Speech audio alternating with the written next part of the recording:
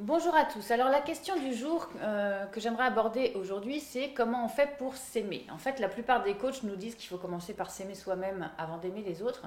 Alors je trouve que c'est bien gentil tout ça, mais finalement concrètement, ouais, on fait quoi? Parce qu'on a beau se regarder dans sa glace et dire ouais, je m'aime, je me trouve pas mal, etc.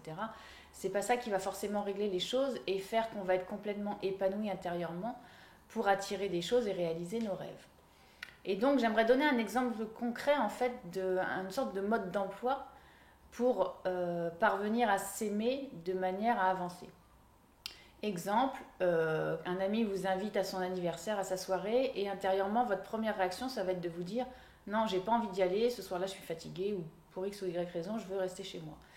Sauf que vous vous dites que c'est pas possible de dire la vérité, et du coup, soit vous allez aller à cet anniversaire, mais en vous forçant, ou soit vous allez trouver une excuse pour dire à la personne que vous avez un empêchement ce jour-là. Et en fait, c'est quand on fait ça qu'on ne s'aime pas. C'est-à-dire qu'en fait, on n'écoute plus son cœur, on va se renier, on ne va plus être authentique juste pour faire plaisir à l'autre, de peur de le blesser. Et de peur de quoi finalement? De peur que cette personne ne nous aime plus. Donc pour moi, apprendre à s'aimer, c'est juste oser être dans sa vérité et dire les choses clairement sans attendre de l'autre son approbation. Et finalement, c'est beaucoup plus facile de dire oui à tout que de dire non. C'est valable avec un conjoint qui ne vous respecte pas ou qui va vous demander de faire quelque chose que vous n'avez pas envie de faire et pour lequel vous allez vous forcer. C'est valable dans le travail si on vous demande de faire des heures sup et que vous n'avez clairement pas envie parce que c'est pas justifié et que vous n'allez pas oser dire non parce qu'on sait jamais si après ça vous avez des représailles.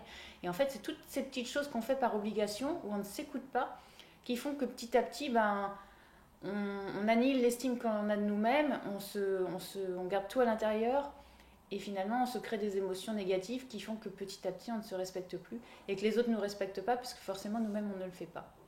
Donc voilà, c'est l'analyse que j'ai faite de cette fameuse question qui consiste à dire aimez-vous, il faut commencer par s'aimer avant d'aimer les autres pour pouvoir avoir une vie épanouie.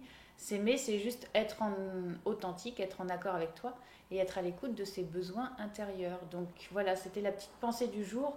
La prochaine fois que l'on vous pose une question, que l'on vous propose quelque chose, avant de répondre pour faire plaisir à l'autre, c'est moi ce que j'ai fait depuis très très longtemps en fait, c'est de dire à l'autre ce qu'il avait envie d'entendre, c'est non, prendre un temps de recul et de se dire ok, est-ce que vraiment ça me fait plaisir? Oui, non. Et en fait, le signe fondamental, c'est d'avoir de l'enthousiasme et de la joie. S'il n'y a pas d'enthousiasme et pas de joie à faire cette chose, et ben vous dites non et vous vous respectez. Et si cette personne s'éloigne de vous à ce moment-là, c'est pas grave, c'est juste que il est plus simple pour vous et plus sage qu'elle ne soit plus sur votre chemin pour attirer à vous des personnes qui vous respecteront dans tous vos choix. Voilà, je vous dis à très bientôt. Rendez-vous sur ma chaîne YouTube et n'oubliez pas de vous aimer et de se dire non. À bientôt.